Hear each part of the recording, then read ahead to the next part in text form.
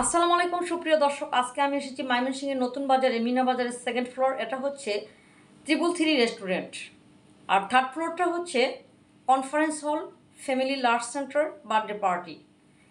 এই রেস্টুরেন্টে দূর দূরান্ত থেকে অনেক মানুষরা লাঞ্চের টাইমে ভিড় জমায়। আর এই রেস্টুরেন্টের খাবার অত্যন্ত চমৎকার এবং টেস্টি। সাধ্যের মধ্যে রয়েছে তার মূল্য। এখানে প্রত্যেকটা স্টাফের ব্যবহার খুব সুন্দর। এই রেস্টুরেন্টে বাংলা এবং চাইনিজ খাবার পাওয়া যায়।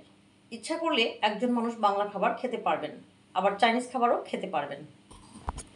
ময়মনসিংহের বেশ কিছু নামি দামি রেস্টুরেন্ট রয়েছে বিভিন্ন জায়গাতে, যেমন চরবড়ায় রয়েছে সারিন্দা ট্রু, কাচ্চি ডাইন, স্বর্গরাম রেস্টুরেন্ট ও সালতানাত।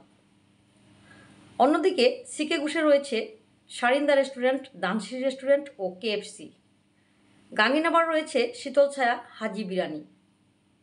নতুন বাজারে রয়েছে কাচ্চি ভাই, ফুড কার্নিভেল, 333, অবান্তি ও নবাবী রেস্টুরেন্ট।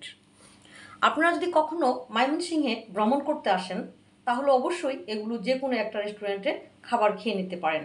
এবং থাকার জন্য রয়েছে সুব্যবস্থা, যেমন আমিরাত হোটেল ও সিলভার ক্যাসেল।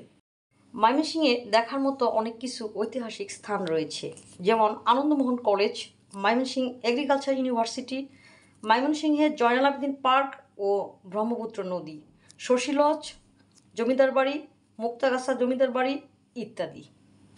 এছাড়া ময়মনসিংহে মুক্তাগাছা জমিদার বাড়ি যখন মানুষ দেখতে যান, তখন কিন্তু মুক্তাগাছার মন্ডা সাথে করে অনেকে নিয়ে যান, খেয়ে যান। এবং অতুলনীয় মন্ডা গোপালের দোকানে সারা বাংলাদেশে এই গোপালের মন্ডা নাম রয়েছে। এখন তার বংশধররা এই মন্ডা তৈরি করেন।